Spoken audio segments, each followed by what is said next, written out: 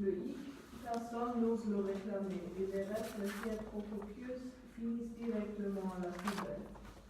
Si nos voisins anglo-saxons sont à l'aise avec le concept, en France, le dirty bag peine à s'imposer.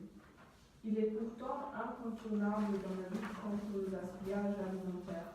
Les pensions, les restaurants étant de plus en plus... On a un peu honte, c'est pour ça que j'ai trouvé intéressant, tu dis en français on n'ose pas. En France, aussi dans les restaurants, normalement je ne finis jamais mon assiette, je laisse toujours un petit peu.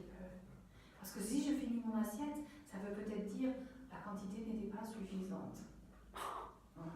Alors je laisse un petit peu. Ok, donc dans les restaurants, personne ose demander ce petit sac. Non, personne. En France, on ne fait pas ça. Et normalement, oui, les restes, ce sont pour les animaux, pour les chiens. Je ne mange pas les restes. Ok. Donc, finissez directement à la poubelle. Donc, pour les anglo-saxons, pas de problème, ils connaissent le concept. En France, un peu difficile. Mais je vous ai dit, maintenant, depuis 2 ans, les restaurants sont obligés de proposer ça pour lutter contre le gaspillage. Vous hésitez à réclamer, dites-vous que les restaurateurs, eux, n'osent souvent pas vous le proposer. La majorité d'entre eux préfèrent pourtant voir repartir leur petit plat en barquette, signe que vous l'avez apprécié, plutôt que de le voir finir à la poubelle. Les personnes ne veulent pas demander, ont peur de demander, sont embarrassées de demander. Mais les restaurateurs, parfois, ils pensent est-ce qu'ils ont aimé ou est-ce qu'ils n'ont pas aimé? Et si vous demandez est-ce que je peux avoir un petit sac pour mettre les restes? Il dit ah ok, c'était bon ce que j'ai fait. Alors que si vous ne demandez pas, peut-être il va penser peut-être que ce n'était pas bon. Yeah? Ok. Voilà. Yeah. Attention, le restaurateur cuisine des produits très frais. Pas question de le conserver dans la voiture ou de le consommer 2 jours plus tard. On les glisse au frigo sitôt rentré et on déguste dès le lendemain. En France, le doggy bag, pratique américaine qui consiste à emporter dans une barquette les restes de son repas au restaurant, a du mal à s'imposer à cause d'une certaine gêne des consommateurs. Du coup, les restaurateurs sont échaudés par des tentatives stériles. Oui, on va les laisser. C'est vrai. Ok. Alors beaucoup de personnes, oui, mais beaucoup de personnes, ça change. Beaucoup de personnes viennent avec leur petit filet, leurs propres affaires. C'est une bonne idée. C'est une bonne idée. Ok. Ouais, et Asie, comme idée, peut-être, on pourrait utiliser, dans les supermarchés, on pourrait développer des, par exemple, pour les muesli. Je n'achète pas une boîte de muesli, mais je peux me servir. Je vais dans le magasin avec mon tupperware, je me sers. C'est une bonne idée. Tu peux faire ça avec les salades. Avec la salade Dans les buffets. Dans Rewe, il y a un stand. Ok, mais ce sont des salades déjà avec de la sauce. Non, le sauce est extra. Ok. J'ai vu quelque chose comme ça pour les pommes de terre où on pouvait se servir. Ah, mais ça, c'est un peu comme les fleurs, tu veux dire? Comme les fleurs, les fraises? Ça? Non, c'était comme stand où il y avait quelques caisses avec des pommes de terre dedans et on pouvait juste prendre. Oui. Mais pour d'argent. Ah, mais oui. Pour de l'argent, mais pas gratuitement. Si.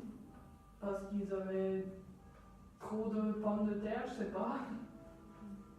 Ou peut-être c'était ceux que les magasins n'acceptent pas pour vendre parce qu'ils n'ont pas. Ah, pourquoi? Pourquoi? Parce qu'ils n'ont pas l'air parfait. Parce qu'ils n'ont pas l'air parfait. Ça, c'est une nouvelle action aussi. Vendre les légumes moches.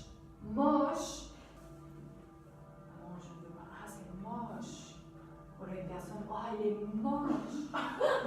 On a un problème avec cette pratique en France, c'est culturel. On ne repart pas d'un restaurant avec ses restes. Il y a un certain genre à le faire, regrette Bernard Boudboul.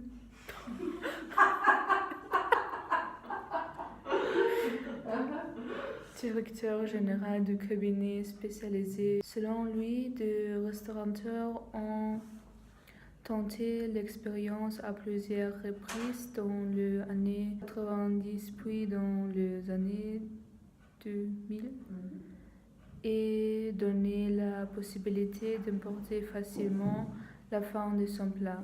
Mais rien n'y fait.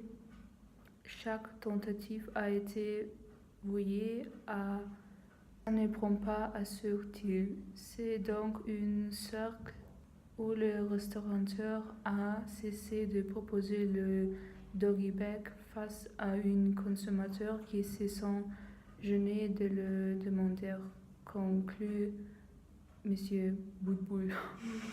Boudboul de Boudboul. Pillage et de crise. On note que depuis 1 ou 2 ans, les clients commencent à demander spontanément un doggy bag. La question du doggy bag est cependant souvent liée au produit. Il est plus facile pour le consommateur de ramener chez lui une part de pizza qui reste dans l'assiette. Le produit est davantage assimilé à de la vente à emporter. Il y a donc moins de gêne. Compris? Selon Ça dépend. Maintenant, ils disent ça dépend du produit. Je ne sais pas, par exemple, si je suis dans un restaurant et je mange de la viande avec de la sauce et des légumes, c'est peut-être plus difficile à transporter qu'une pizza. Et normalement, une pizza, j'achète aussi une pizza à emporter. La pizza est aussi dans le carton. Ah, vous faites ça aussi? Les pizzas à emporter? Non? Pizza? Oui. Oui. Ah, ok, tu fais ça aussi? Oui. De temps en temps. Oui, c'est plutôt rare, mais Ça arrive. quand ça arrive, oui. Ok, good.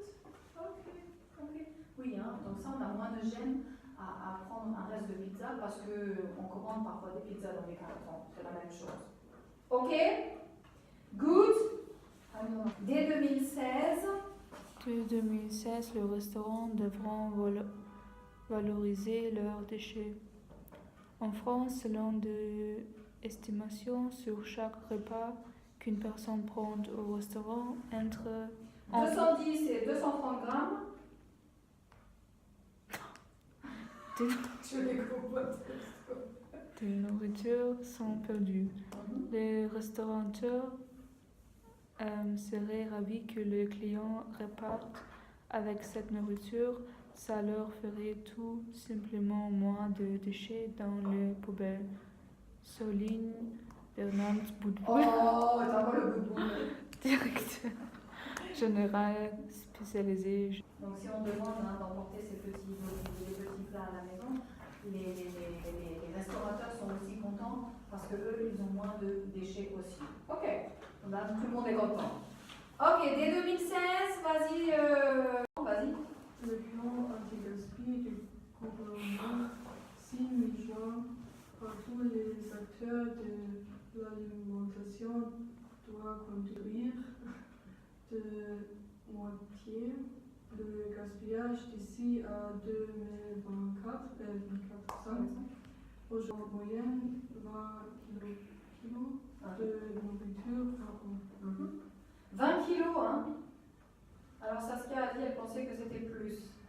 Ok, 20 kilos. Et vous pensez que ça va fonctionner maintenant que les personnes sont plus conscientes de ce problème? Que les personnes font plus attention? Vont faire plus attention?